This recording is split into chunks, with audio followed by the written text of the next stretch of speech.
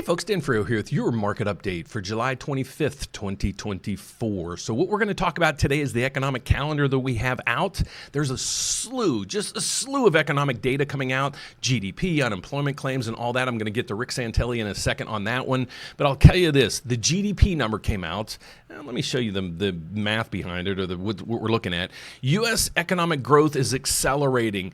GDP is up 2.8%. This was expected to come in at 1.4% because the economies are retracting, or people saying this, retracting quite a bit. So we have little contrarian information out there. When I first saw this, I'm like, okay, mortgage rates are just going to skyrocket. The reason being is the Federal Reserve doesn't want the economy going well. Okay, so when you have GDP going well, that means the whole economy is growing. That's not good news for the Fed, but it's good news for our economy. So confused? That's what we're going to talk about in today's video. So right over here, here's where mortgage rates are. These are the top 6 programs people use when they're buying their first house. Now these get confusing. Why? Because yesterday I did a video and I showed these rates and I said, here's the top 6 programs people use when they're buying their first house. And then I also said, here's another calculator you can go to. If you just Google mortgage rates, this pops up and the rates are different. Why?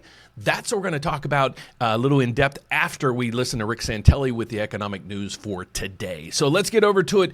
Rick, give us the information that we have today. The economic calendar is full of events, and then after that, we're going to take a deep dive so I can explain to you guys what the heck's going to happen today and what the Federal Reserve is expected to do next week. So Rick, take it away, buddy. We are approaching the first look at second quarter GDP, also the initial jobless claims and June durable goods orders. Rick Santelli is standing by at the CME in Chicago. Rick, what do you see? Yes, and there's a litany of numbers today. We'll try to do them all very efficiently here. Initial jobless claims hitting the wires at 235,000. That's a bit lighter than we were expecting, at least following an unrevised for now, 243,000. 235,000, well, at 245, they upgraded last month by 2,000, which makes this month down 10,000. On continuing claims, the 7th consecutive week above 1.8 million, 1,851,000. Now, let's go to GDP. I want to stop here for a second. I want to explain to you guys real quick what the inverted yield curve. So if you're out there and you're like, okay, I've heard this phrase inverted yield curve, and people tell us when there's an inverted yield curve, there's going to be a recession and things like that. I just want to explain what an inverted yield curve is. Basically, the yield curve is this. Over time, like let's say you don't want to put your money into a savings account. Well, if you just put in a basic savings account, you're going to get the lowest interest rate or lowest returns possible. But if you go to like a 3-month CD, you'll get a little bit higher rate. You go to a 6-month or 1-year CD, you should get higher interest on that because you're tying up your money for a longer duration of time. So let's say you want to go 10 years out. Well, you want even more returns because you're going to tie up your money for 10 years. So the inverted yield curve is when the short-term rates are higher, makes no sense, but higher than long-term rates. Well, they're starting to stabilize right now. Look through here, the 2-year Treasury, and it's right through here, I'll show you here in a second, is 4.4. The 10-year is 4.2, so yes, there's a kind of a disparity there, but you have this, and then you have the 30-year at 4.4. So basically now the inverted yield curve has basically become flat. So is that going to signal we're not going into a recession? We're going into a recession? Only time's going to tell. But I just wanted to explain to you what the inverted yield curve is, so you understand the technical terms that he might use and other analysts use in the financial markets. So let's get back to it. First look at second quarter GDP, better than expected, 2.8%. 2.8%. We're expecting 2%. Of course, if you comp that, that is going to be bumping right up against the last quarter of last year when it was up 3.4. If we look at consumption, also solid, 2.3%. Also the best since the last quarter of last year. And these are both following much lower numbers for the previous quarter. 1.4 on the GDP, 1.5 on consumption. Things now were let's going go to down. The price index, shall we? This one comes in cooler than expected, which is not a bad thing. Last look was 3.1, expecting this to be 2.6. Comes in at 2.3. That's the lightest level, well, since Dees, when it was 1.6. Shows and prices once again, coming down. This number's moving in the right direction. Well, we have been at a lower pricing pace. Now let's look at the core PCE, expected to be 2.7. Last look 3.7. Comes in at 2.9, so a bit hotter than expected. cooler than our last look. And of course, that compares with the last quarter of last year as well, when it was at a much lower 2%. Finally, durable goods. Durable goods. Now, these are preliminary look, and it's a volatile series, so these will be changed in a couple weeks and fine-tuned. We're expecting up 0.3. One more learning lesson, and I apologize for interrupting him. But what you're seeing right through here is how the stock market is implied to open. Okay, so as he's talking, you're going to see these numbers move, and this is what's expected. Like the S&P 500 should open down 5.88 ticks. This is probably the Dow Jones and the NASDAQ. Let's see real quick. Yes, it is. So you'll see what the implied opening is. So as he's giving the data, you'll see, is the markets liking it? Don't like it? What's going on there? So again, one more teaching lesson. This is a huge miss. Huge miss. Minus 6.6%. That is the weakest going back to that horrible couple. We got to go back. We missed it. We're expecting up 0.3. This is a huge miss. Huge miss. Minus 6.6%. That is the weakest going back to that horrible month, which was April of 2020, when it was down 20. This is a biggie. So on the durable goods orders and things like that, it's showing different signals, and the markets are just like, what do we do at this point? We had a market correction yesterday.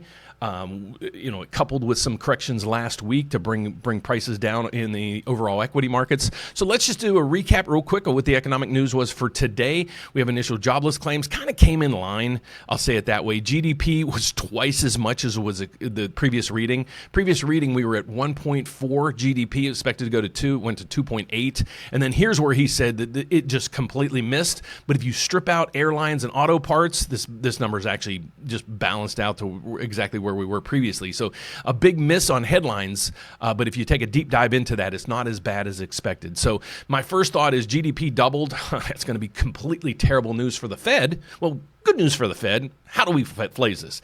The Fed wants the economy to slow down. This isn't showing the economy slowing down. So the economy is doing good. It's driving the Fed nuts. So that's that part of the equation. So now let's get over to here. Here's what I want to explain to you guys. Yesterday I did a report, and I said, here's rates, and I do this every day. These are the top 6 rates when people buy their first house. And where I think people didn't really understand is I give you the components of this. So to get these rates, who qualifies for these rates? Well, I'm going to tell you that. There's 5 basic criterias in here, okay? This person's buying a primary home, it's a single family home, and it's their first home. Okay, those are important, very, very important. And then you go to here, and there's 2 more pieces of the criteria. Learn about our survey. So you click there, and you're going to go down through here.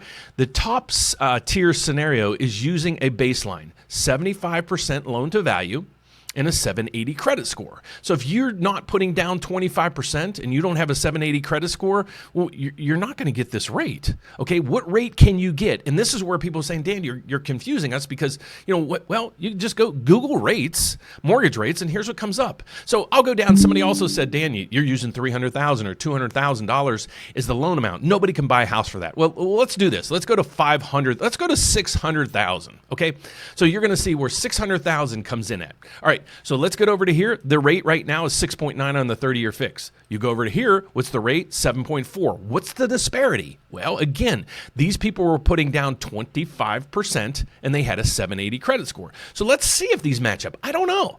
So these people are going to put down 25%. We got that. And they have a 780 credit score, 6.86. You go over here, 6.9. So it's very, very close. Here's what I want you to understand. It varies because of a bunch of criteria, and here's the criteria above. So let's change this to 500. The rate basically doesn't change. That's why my whole point yesterday, I was just showing you how rates adjust. Okay, so the average person buying a house is usually putting down between 3 and 5%. You don't need 20, you don't need 25. So let's see if you're putting down 3%. So if you're out there and you can scrape together 3%, here's what you might be able to get. You click there, you're going to have to choose the state. I'm in Illinois, so I'll keep that. And then now here's the credit score. So at a credit score of 780, you'll get a 6.9. If you change the credit score to 760, you'll get 6.99. You go to 740, you're going to get 7. You go to 720, you're going to get 7.2. You go down to a 640, your rate's 7. So this is what I mean. So I'm not trying to confuse everybody. It's kind of like gasoline. let me give you a short little lesson here. Okay, so here's gas prices. All right, it starts with one fundamental, kind of like mortgage rates. Mortgage rates are tied to a mortgage bond. Okay, and here it is, and I'll go over that in 1 second. But gas prices are tied basically to oil. So you have oil prices up there right now at $76.84. It's quite a bit down from where we were. I still can't figure out why in Illinois rates or prices are still as high as they are, and I'm going to show you how high they are. So right through here, here's where oil prices are. Okay, so what I did is I just went search gas prices near me. Gas prices near me. Here's where they are. We got 440, then we got 380, then we got 420, then we got 426, then we got, it's all over the map. Okay, if you take a kind of a deeper dive into this, you'll see even more disparity. 390, 430, 440. So why are they different? Well, there's reasons. There's profit margins. There's excessive costs with some companies possibly. But I'm showing you just why there's a difference in gas prices per pump and why are their rates different where lenders you go. So why people use me? Why do you use me? Well, let's take a perfect example over here. What's the cheapest gas that you have here? Well, if you go through here, it's Costco. Okay, Costco is what? A wholesale club, a warehouse club. You have to join to be able to get wholesale prices of products, the cheapest way you can buy something. Okay, people reach out to me because why? Well, I'm actually I'm a mortgage loan officer. I work at ServBank, but we're also one of the country's largest mortgage brokers. Okay, so what we do is we have access to wholesale lending, kind of like these gas stations, the Costco gas station. So coming to me is like going to Costco, you're going to get this. Going to other banks, you're going to get this because we get wholesale prices where the banks are giving you retail prices. That's probably the easiest way I can explain this. So let's see how the markets are reacting to today's data. It's up 15 ticks. That's fantastic. When we started the day, we started way up here, and then it just crashed on the news that came out. And as soon as I saw the GDP report, I'm like, this is going to be terrible. And then now the markets are recovering because they're starting to digest the information and it's starting to settle in. So it's going to be a choppy days, folks, but I'm expecting mortgage rates. If we're up 15 ticks right now, you might see rates at 6.85 or maybe just a little bit less. Yeah, they're bouncing all over the place right now. We locked in somebody yesterday, and let me give you how this works. I monitor this all day, every day. Okay, that's one of my primary jobs here. And then I tell the staff to lock loans in at certain times and things like that. We locked a bunch of loans in yesterday morning when I saw a nice little rally. Those rates then got revised 2 times higher throughout the day. So our borrowers got locked in at the lowest rate that we've seen in the last week or two. They're locked in because we saw interest rates creep up a little bit yesterday. So if you want to reach out to us to get those wholesale prices, see what you qualify for, go over to our website. But the first thing, I am so happy you guys are joining me. So if you haven't subscribed yet, please join the 30,000 subscribers. We just hit it last night. Guys, I've been working on this for like 8 years. And I don't do the crash videos. I don't do that. My whole goal is just economics and teaching you guys the fundamentals on things that we do like this. I'm explaining to you why the housing market's doing what they're doing, not crash. I'm not on the crash agenda because I don't believe in it. And I'm suffering when it comes to counts, YouTube subscriptions, and everything else, but I would rather provide you the truth and nothing but the truth. So if you'd like to work with me and my team, just go to therateupdate.com, and here it is. So the first thing I want you to do is if you're looking to buy your first house, check out the grant finder. It's right through there. We have 3 grants in there right now. We do have one just launched in Illinois. So if you're in the Chicagoland area and you're looking to buy your first house, we have a $10,000 grant that was just launched last week. Please give us a call. We'd love to talk to you about it, see if you qualify. If you'd rather just put in your application, you can do that as well, because we write, when you put in your application, our staff will go in and check the grant finders and check multiple grant finders to see if we can help you with your down payment or your closing cost. Next thing is, if you want to move to the apply now stage, click it. Just click there. We're going to help you navigate this environment. Even if you're just kicking the tires at this time, check that out.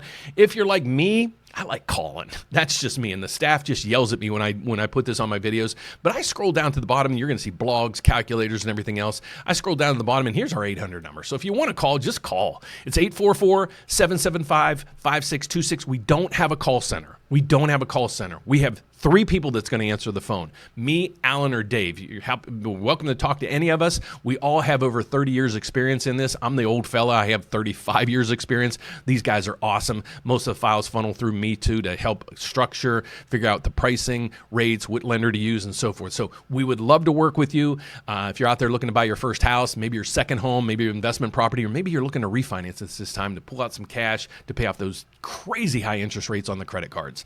So we'd love to help you on this. Thank you so much for watching. If you would, please don't forget to subscribe and add to the 30,000 subscribers we have right now, and you can do that right down there. Thanks so much for watching. I won't be on the closing bell. I might not be back at the closing bell today. I have some family in town, but I'm going to try my best to get a video out to show you guys kind of where the market ended today. But if I don't, it was a great pleasure talking with you today, and I'll see you tomorrow. Bye-bye.